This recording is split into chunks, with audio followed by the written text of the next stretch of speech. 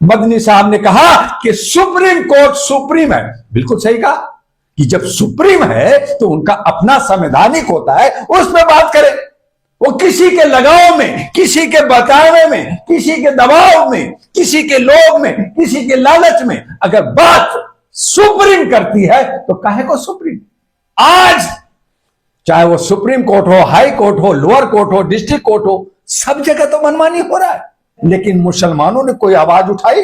पूरे भारत में कहा ठीक है साहब, कई सालों से चल रहा था, आपने अपनी मनमर्जी कर ली, आपने बना लिया, आपने जो है प्राण प्रतिष्ठा भी कर लिया, आपने ध्वजारोहण भी कर लिया, करो ना, लेकिन नफरत तो ना पहुंचाओ।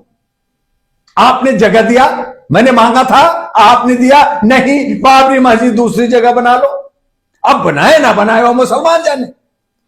अब इसमें राजनीतिक थोपना, इसमें नफरत, अरे बवाल क्यों नहीं हुआ, ये लोग शोर क्यों नहीं मचाया, ये आपस में लड़े क्यों नहीं, तो ये सब नफरत की बाजार फैला कर करके हिंदू मुस्लिम कम्युनिटी को बर्बाद कर करके राष्ट्र को, जहां पे ये अखंड भारत की बात करते हैं तो ठीक है, कई मुल्लों ने कहा, कई साथियों ने कहा कि ठीक है आप अखंड भारत बनाओ, पाकिस्तान को भारत में लाओ, बांग्लादेश को लाओ, श्रीलंका को लाओ, नेपाल को लाओ, तो सारे राष्ट्र को इसमें ले आओ, क्या दिक्कत है, बड़ा हो जाएगा हिंदुस्तान, बड़ा हो जाएगा भारत।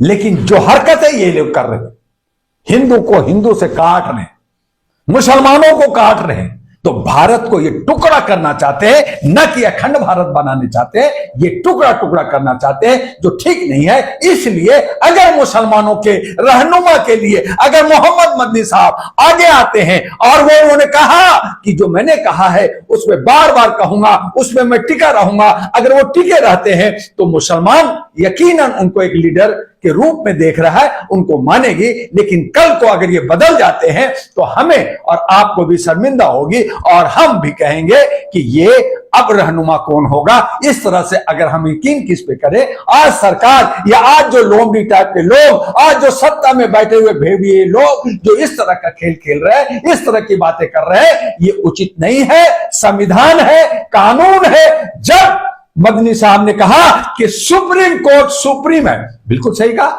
कि जब सुप्रीम है तो उनका अपना संवैधानिक होता है, उसमें बात करें। वो किसी के लगाव में, किसी के बतावे में, किसी के दबाव में, किसी के लोभ में, किसी के लालच में अगर बात सुप्रीम करती है तो काहे को सुप्रीम। बाप अगर गुलाम बन जाए, बाप अगर नौकर हो जाए, बाप अगर बेटा बन जाए, बाप अगर छोटा हो जाए तो बाप नहीं कहलाएगा। माता पिता का रोल होता है, वो अहम होता है घर का। उसी तरह से हमारा सरकार, हमारा सत्ता वो देख रेख के लिए होता है। हमारा संविधान बड़ा है, संविधान के अंदर काम होना चाहिए। आज चाहे वो सुप्रीम कोर्ट हो, हाई कोर्ट हो, लोअर कोर्ट हो, डिस्ट्रिक्ट कोर्ट हो, सब जगह तो मनमानी हो रहा है। अगर मनमानी नहीं था तो फिर दलित और सवर्ण की बातों पे जूता सुप्रीम कोर्ट में क्यों चला? कहां था हमारा सिक्योरिटी और ये क्यों नहीं उनको इलाज किया गया? आज वकील लोग, आज तमाम हमारे कम्युनिटी के लोग ग्रुप बना रखा है। मैं सनातन को मानता हूं, मैं मुसलमान को मानता हूं, मैं ये मानता हूं, मैं ब्राह्मण हूं, मैं यादव हूं, मैं दलित हूं, मैं जो है अल्पसंख्यक हूं। एक दलित का चीफ जस्टिस बन गया तो क्यों कहते हो? कहिए ना, चाहे वो दलित हो या चाहे ब्राह्मण हो, वो हमारा चीफ जस्टिस ऑफ इंडिया है और वो संवैधानिक आदेश का, उसका जो है इंप्लीमेंटेशन करेगा, उस पर नोटिफिकेशन करेगा, उस तरह की जजमेंट करेगा। कोई जात, कोई पात, कोई ऊंच, कोई नीच नहीं देखेगा।